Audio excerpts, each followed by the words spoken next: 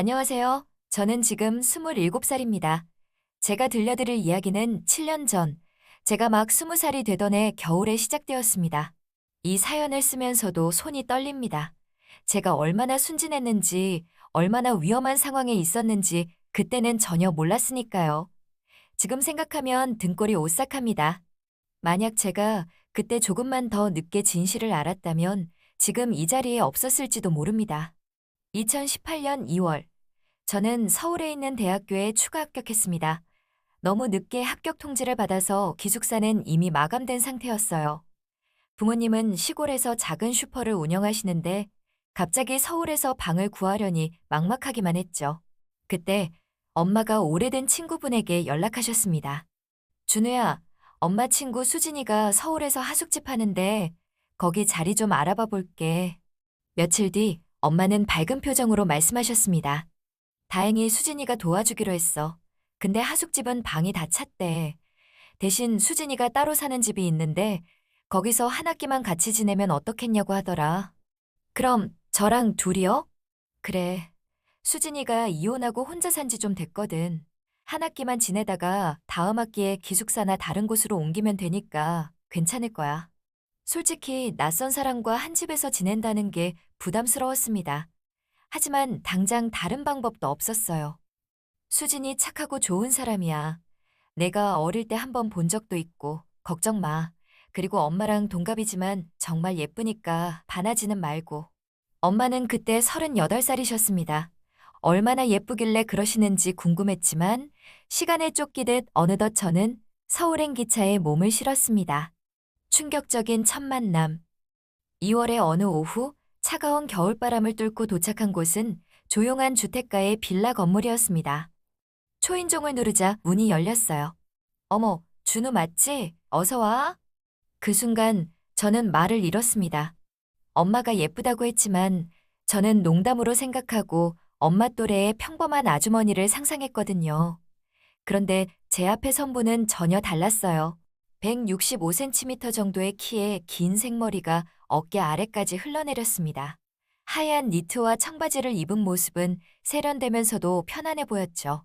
무엇보다 나이를 가늠하기 어려울 만큼 젊어 보였습니다. 20대 후반처럼 보였어요. 안녕하세요. 제가 어색하게 인사하자 그분은 자연스럽게 제 캐리어를 들어주셨습니다. 아이고, 추웠지? 어서 들어와. 짐 많이 무겁지 않아? 집 안으로 들어서니 깔끔하고 아늑한 분위기였습니다. 거실에는 고급스러운 소파와 식탁, 창가에는 잘 가꾼 화분들이 놓여 있었어요. 여기가 네 방이야. 안내받은 방은 크지 않았지만 책상과 침대, 옷장이 완벽하게 갖춰져 있었습니다. 불편한 거 있으면 언제든 말해. 나는 저 건너편 방 쓰니까. 감사합니다, 이모. 이모라고 불러. 엄마한테 들었는데 대학 합격했다며? 축하해. 저녁을 먹으며 이모는 옛날 이야기를 들려주셨어요. 엄마와 초등학교 때부터 친구였다는 것, 서울로 올라와 회사를 다니다가 결혼했다는 것, 그리고 최근에 이혼했다는 것. 이혼했다는 얘기에서 순간 어색해졌죠? 아니에요. 힘내시라고 말씀드리고 싶어요. 고마워, 준우야. 넌 참 착하구나. 그날 밤 침대에 누워 천장을 바라보며 생각했습니다. 한 학기만 지내면 되니까 괜찮겠지. 그런데 이상하게도 가슴 한쪽이 두근거렸어요. 이모의 미소가, 목소리가 자꾸만 머릿속에 맴돌았습니다. 이런 생각하면 안 되는데. 일상이 된 친밀감. 다음 날부터 학교 오리엔테이션이 시작됐어요. 새로운 환경에 적응하느라 바쁜 나날이었지만 이상하게도 집에 돌아오는 시간이 가장 기다려졌습니다. 매일 아침 이모가 차려주시는 따뜻한 아침 식사, 저녁 되면 준비되어 있는 정성스러운 저녁, 처음에는 어색했던 식사 시간이 점점 편안해졌어요. 오늘 동아리 설명회 갔다 왔어요. 어떤 동아리? 밴드 동아리요. 기타 배워보고 싶었거든요. 와, 멋진데? 준우가 무대에서 공연하는 모습 보고 싶다. 이모의 격려가 저를 기분 좋게 만들었어요. 2주가 지난 어느 토요일 저녁 이모가 거실에서 와인을 마시고 계셨습니다. 준우야, 너도 한잔 할래? 저 술 못 마셔요. 조금만. 대학생 됐으면 이 정도는 알아야지. 이모가 웃으며 잔을 건넸어요. 저는 조심스럽게 받아 한 모금 마셨죠. 씁쓸하면서도 달콤한 맛이었습니다. 한 잔, 두 잔, 얼굴이 화끈거렸어요. 이모, 이혼하셔서 힘들진 않으세요? 갑자기 그런 질문이 튀어나왔습니다. 와인 때문이었을까요? 처음엔 힘들었지. 근데 시간이 지나니까 알겠더라. 그냥 인연이 아니었던 거야. 지금은요? 지금은 괜찮아. 혼자 사는 것도 나쁘지 않더라. 자유롭고, 그리고 내가 있으니까 요즘은 덜 외로워. 이모가 저를 보며 웃었습니다. 그 순간 가슴이 두근거렸어요. 내가 왜 이러지? 위험한 감정의 발견. 밤 11시쯤 이모가 일어나셨어요. 이제 자야겠다. 너도 너무 늦게까지 있지 말고. 이모가 방으로 들어가고 저는 거실에 혼자 남았습니다. 소파에 앉아 멍하니 생각에 잠겼어요. 나 이모한테 이상한 감정 생기는 거 아니야? 20살 남자가 38 여자에게 느끼는 감정. 그게 뭔지 정확히 알 수 없었지만 분명 평범한 건 아니었습니다. 다음 날 일요일 저는 하루 종일 도서관에 있었어요. 이모와 마주치는 게 왠지 부담스러웠거든요. 4월 중순 학과 MT가 있었습니다. 1박 2일로 강원도에 가는 일정이었죠. 처음에는 가지 않으려 했지만 친구들의 권유로 결국 참여했습니다. 이모, 이번 주말에 MT 가요. 1박 2일이에요. 그래? 재밌겠다. 조심히 다녀와. 술 많이 마시지 말고. MT 기간 내내 저는 이모 생각만 했습니다. 지금쯤 뭐 하고 계실까? 혼자 저녁 드시고 계실까? 그런 생각들이 머리를 떠나지 않았어요. 일요일 저녁 집에 돌아왔을 때 이모가 평소와 다른 모습이었습니다. 머리를 풀어헤치고 긴 티셔츠와 짧은 반바지 차림으로 거실에서 와인을 마시고 계셨어요. 왔어? 고생했다. 배고프지? 저녁 차려줄게. 저녁을 먹고 나서 자연스럽게 함께 와인을 마시게 되었습니다. 준우야, 네? 너 여자친구 있어? 갑작스러운 질문에 당황했어요. 아니요, 없어요. 진짜? 준우처럼 잘생긴 애가 학교에서 아직 친구도 별로 없는데요? 이모가 웃으며 말했습니다. 그래, 대학에서 좋은 사람 만날 수 있을 거야. 그 말이 왜인지 가슴을 찔렀습니다. 이모는 나를 그냥 애로만 보는구나. 며칠 후 어느 금요일 밤이었습니다. 이모가 하숙집 회식 때문에 늦게 들어왔어요. 새벽 2시쯤이었습니다. 문이 열리는 소리에 잠에서 깼어요. 이모가 비틀거리며 들어왔습니다. 술에 많이 취한 것 같았어요. 이모, 많이 취하셨네요. 학생들이 자꾸 술을 권해서 저는 이모를 부축해 방까지 모셨습니다. 침대에 눕히고 물을 가져다 드렸어요. 준우야, 네? 고마워, 내가 있어서. 이모가 제 손을 잡았습니다. 준우야, 가지 마, 옆에 있어줘. 조금만. 저는 침대 옆에 앉았습니다. 이모는 제 손을 꼭 쥐고 눈을 감았어요. 준우야, 나 외로워. 이혼하고 나서 계속 혼자였어. 누구한테도 기대지 못하고. 근데 너를 보니까 마음이 약해지는 것 같아. 이모의 눈에서 눈물이 흘렀습니다. 이모, 저한테 기대도 돼요. 안 돼. 너는 젊고 앞날이 창창한데. 저는 이모의 눈물을 닦아주었어요. 이모, 울지 마세요. 준우야, 나한테 키스해줘. 부탁이야. 저는 망설였습니다. 이모가 술에 취한 상태였거든요. 하지만 이모의 눈빛이 저를 움직이게 만들었어요. 천천히 고개를 숙였습니다. 우리의 입술이 만났어요. 부드럽고 따뜻한 감촉, 와인의 달콤한 맛과 이모만의 향기. 시간이 멈춘 것 같았습니다. 키스가 끝나고 우리는 서로를 바라봤어요. 준우야, 우리 이대로 가도 될까? 저는 괜찮아요. 후회하지 않을 거야? 안 해요. 절대. 그날 밤 우리는 선을 넘었습니다.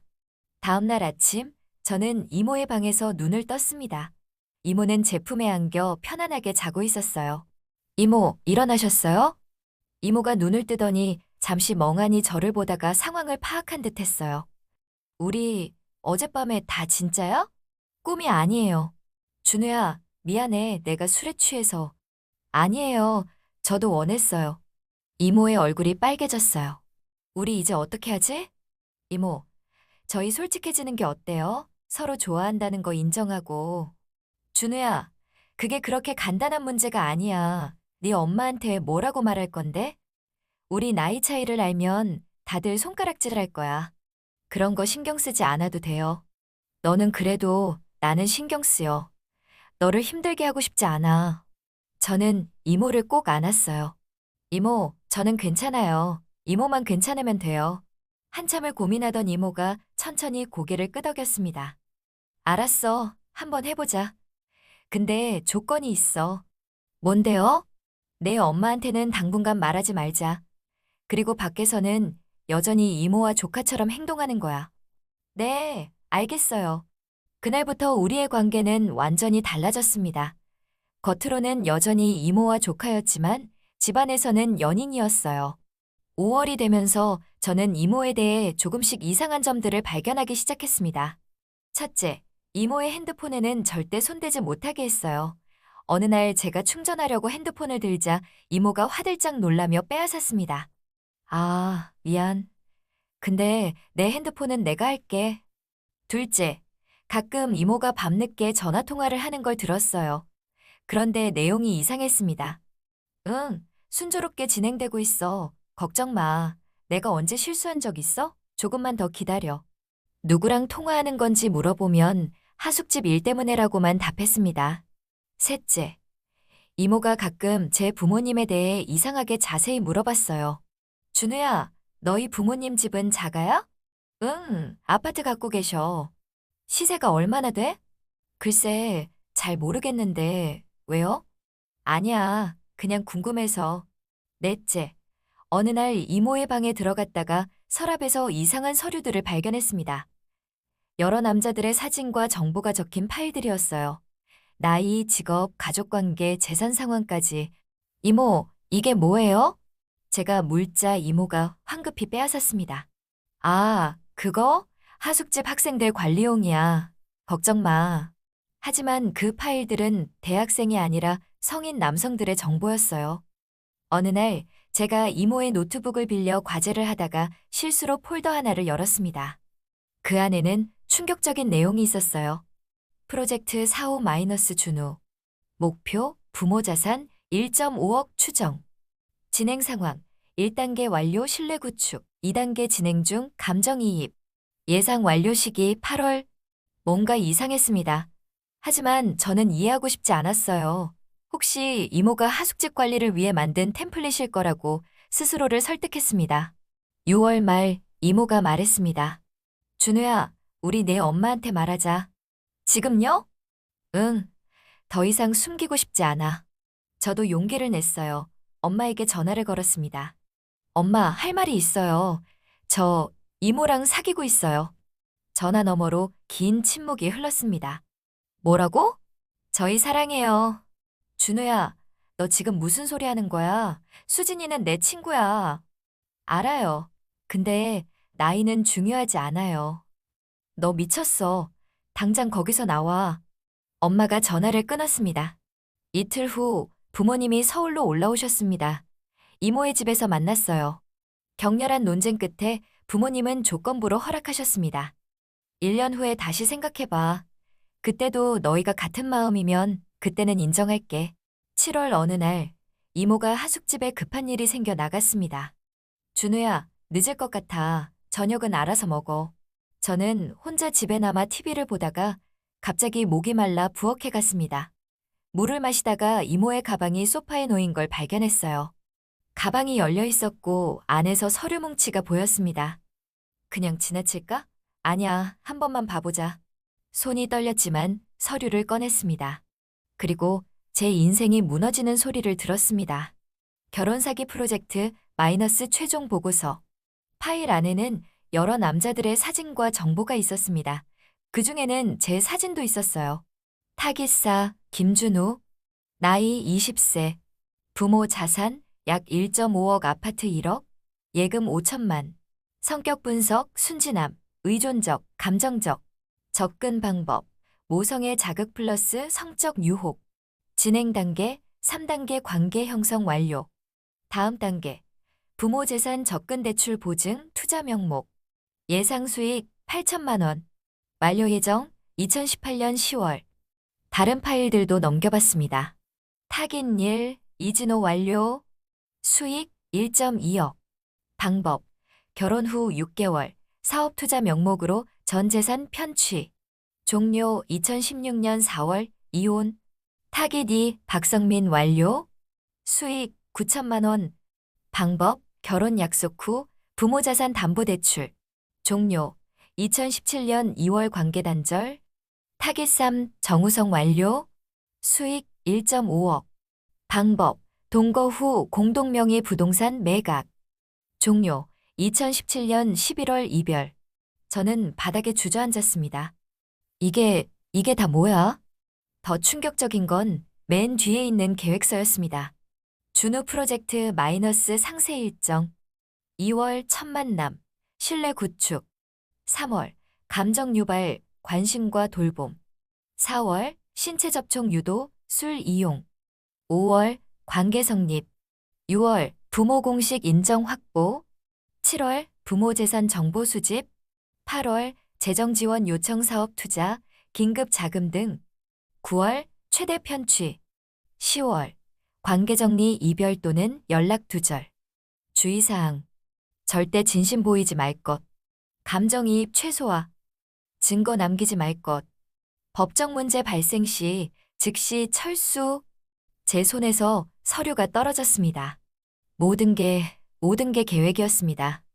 이모의 미소, 따뜻한 말, 그날 밤의 키스, 모든 순간이 연기였던 겁니다. 대면. 그때 현관문이 열렸습니다. 준우야, 다녀왔어. 밥 먹었어? 이모가 들어왔습니다. 그리고 제가 서류를 들고 있는 걸 보고 표정이 굳었어요. 준우야, 이게 뭐예요? 제 목소리가 떨렸습니다. 이게 대체 뭐예요? 이모가 한숨을 쉬었습니다. 그리고 놀랍게도 웃었어요. 아, 들켰네. 조금만 더 버티면 됐는데. 그 순간 이모의 얼굴에서 모든 온기가 사라졌습니다. 차갑고 계산적인 눈빛만 남았어요. 이모, 이게 이모는 이제 그 연기 안 해도 되니까 편하네. 수진이라고 불러. 연기요? 응, 다 연기였어. 너한테 관심도 없었고 사랑한 적도 없어. 그냥 돈이 필요했을 뿐이야. 저는 믿을 수 없다는 듯 아니, 수진 씨를 봤습니다. 처음부터 다 계획이었어요? 당연하지. 네 엄마가 딸처럼 아끼는 아들이 서울 온다는 소식 듣고 바로 계획 세웠어. 너희 집안 자산도 미리 조사했고. 그럼 저랑 함께했던 모든 순간이 다 가짜지. 솔직히 너 같은 애송이랑 자는 거 역겨웠어. 근데 돈 때문에 참았지. 그 말이 칼처럼 제 가슴을 찔렀습니다.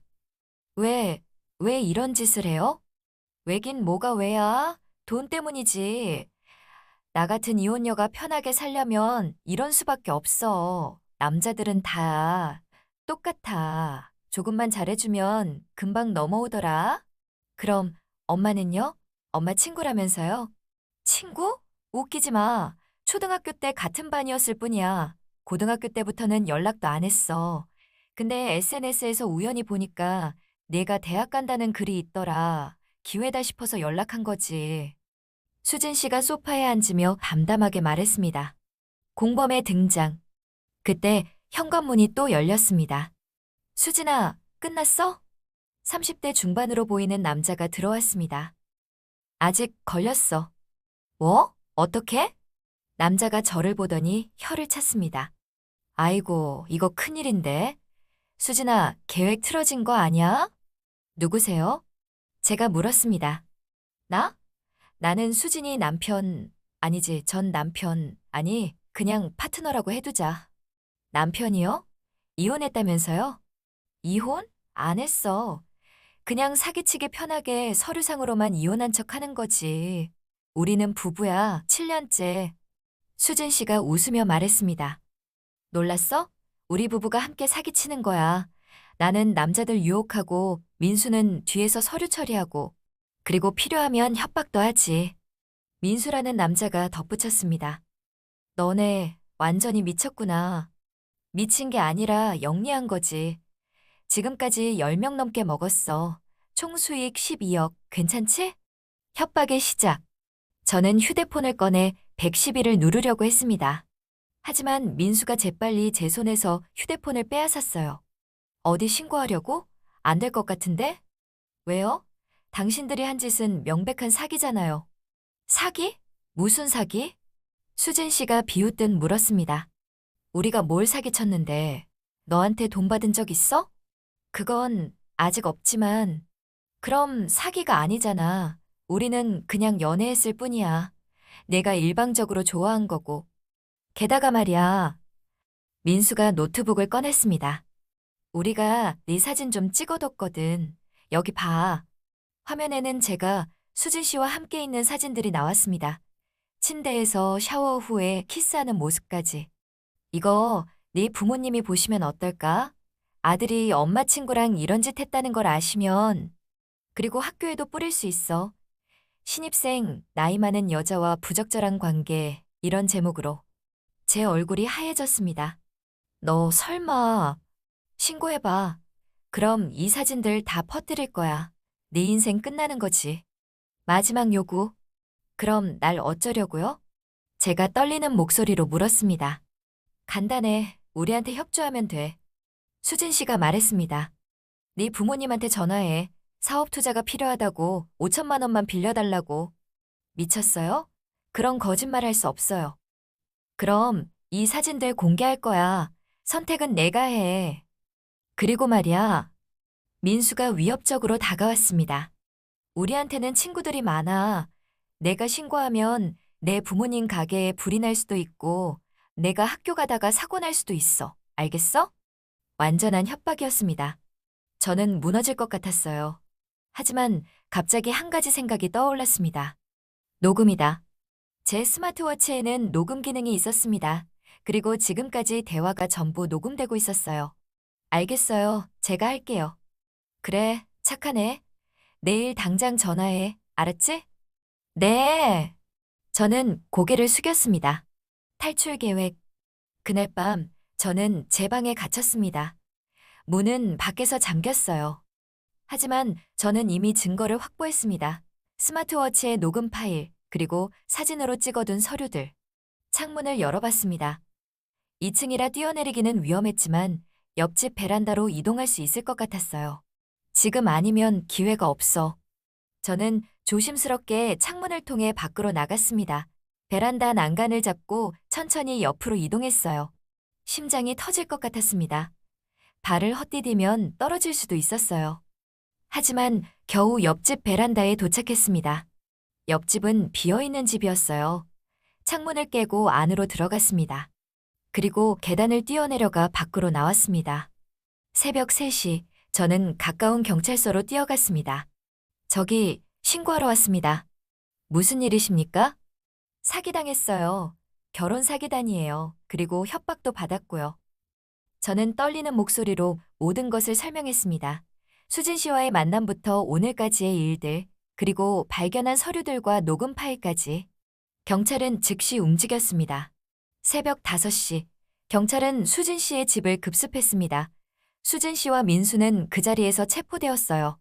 집에서는 더 많은 증거가 나왔습니다. 다른 피해자들의 정보, 편취한 돈의 흐름, 그리고 협박용으로 찍어둔 사진과 영상들. 나중에 알게 된 사실은 더 충격적이었습니다. 수진 씨와 민수는 7년 전부터 이런 범죄를 저질러 왔습니다. 주로 20대 초반의 순진한 남성들을 타깃으로 삼았어요. 수진 씨는 동안 외모를 이용해 젊은 남성들에게 접근했고 관계를 맺은 후 재산을 편취했습니다. 민수는 뒤에서 서류를 위조하고 협박을 담당했고요. 총 피해자는 13명, 편취한 금액은 15억 원이 넘었습니다. 가장 충격적인 건 수진 씨가 진짜 제 엄마의 친구가 아니었다는 사실입니다. 초등학교 같은 반이었던 건 맞지만 그때 이름을 알게 된 걸 이용해 접근한 거였어요. 제 엄마의 SNS를 몇 년 동안 지켜보다가 제가 서울에 간다는 소식에 계획을 세운 겁니다. 재판이 열렸습니다. 수진 씨와 민수는 사기, 협박, 위조 문서 작성 등 여러 혐의로 기소되었어요. 검사는 계획적이고 조직적인 범죄라며 엄벌을 요구했습니다. 피고인석에 앉은 수진 씨는 더 이상 예쁘게 보이지 않았어요. 그저 차갑고 무서운 범죄자일 뿐이었습니다. 판결이 나왔습니다. 수진, 징역 8년, 벌금 5억 원. 민수, 징역 7년, 벌금 3억 원. 편취한 재산은 전부 환수되어 피해자들에게 돌려주기로 했습니다. 그 후 7년. 그 사건 이후 저는 심각한 트라우마에 시달렸습니다. 여자를 믿을 수 없었어요. 누군가 친절하게 다가오면 이 사람도 날 이용하려는 거 아닐까? 의심부터 했습니다. 연애도 할 수 없었습니다. 누군가를 좋아하게 되면 그때의 기억이 떠올라 숨이 막혔어요. 심리치료를 1년 넘게 받았습니다. 우울증과 불안장애 진단도 받았고요. 학교 생활도 엉망이었습니다. 수업에 집중할 수 없었고 친구들과도 거리를 두게 되었어요. 부모님은 저를 시골로 데려가려고 하셨습니다. 하지만 저는 거절했어요. 도망치고 싶지 않았습니다. 회복. 2년이 지나고 저는 천천히 회복하기 시작했습니다. 같은 과 친구 하나가 제 이야기를 듣고 끝까지 곁에 있어줬어요. 그 친구 덕분에 다시 사람을 믿을 수 있게 되었습니다.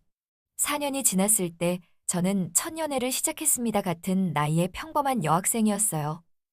처음에는 떨렸지만 그녀는 제 과거를 이해해 주었습니다.